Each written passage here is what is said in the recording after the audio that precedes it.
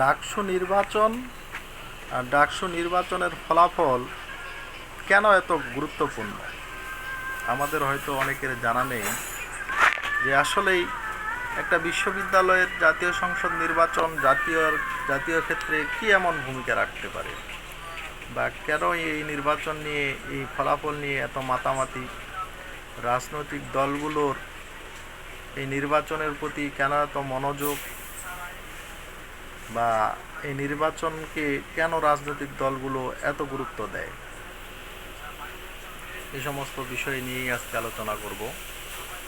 আসলে আমরা জানি যে ঢাকা বিশ্ববিদ্যালয় বাংলাদেশের সর্বোচ্চ বিদ্যাপীঠ, আর যত ঐতিহাসিক আন্দোলন সংগঠিত হয়েছিল তার সব কিছুর কেন্দ্রবিন্দুয়ে কিন্তু ছিল ঢাকা বিশ্ববিদ্যালয়। 52, 71 এবং কি আমাদের নতুন গণ উত্থান 24-এরও গুরুত্বপূর্ণ ভূমিকা রেখেছিল ঢাকা বিশ্ববিদ্যালয়। আর ঢাকা বিশ্ববিদ্যালয়ের যারা নির্বাচিত ভিপি বা বড় পদগুলোতে থাকে, সেই দলের নীতি নির্ধারণের ক্ষেত্রে সবচেয়ে বেশি সুবিধা হয়। ঢাকা বিশ্ববিদ্যালয়ের ভিপি সহজেই সারা বাংলাদেশের ছাত্র সমাজকে জাগ্রত করতে পারে, ছাত্র সমাজ নিয়ে যে কোনো জাতীয় ইস্যু নিয়ে সহজেই আন্দোলন গড়ে তুলতে পারে এবং ন্যায্য অধিকার আদায় করার জন্য ঢাকা বিশ্ববিদ্যালয় অত্যন্ত গুরুত্বপূর্ণ ভূমিকা পালন করে। তাই এর ক্ষেত্রে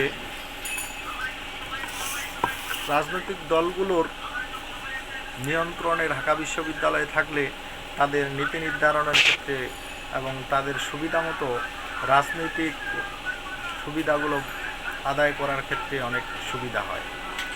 এই জন্য রাজনৈতিক দলগুলো ঢাকা বিশ্ববিদ্যালয়কে সবচেয়ে গুরুত্ব দিয়ে থাকে এই নির্বাচনটাকে। এখন এই ক্ষেত্রে বিএনপি বড় 3টি পদেই ঢাকা বিশ্ববিদ্যালয়ের হারিয়ে ফেলল, যার ফলে আগামী অন্যান্য বিশ্ববিদ্যালয়গুলোর জাতীয় সংসদ নির্বাচনগুলো কেমন হয় সেটাই দেখার বিষয়। আর তার উপরে যে জাতীয় নির্বাচনে একটা প্রভাব পড়বে সেটা কিন্তু অবশ্যই সকলের জানার কথা। তাই দেখা যাক কি হয়।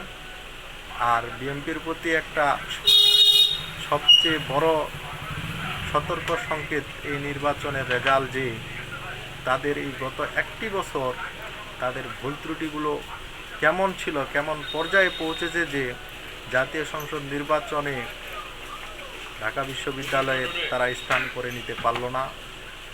এই নির্বাচনের ফলাফল থেকে তাদেরকে শিক্ষা নিয়ে নেওয়া উচিত এবং সেখান থেকে বের হওয়া উচিত। সকলে ভালো থাকবেন, সুস্থ থাকবেন।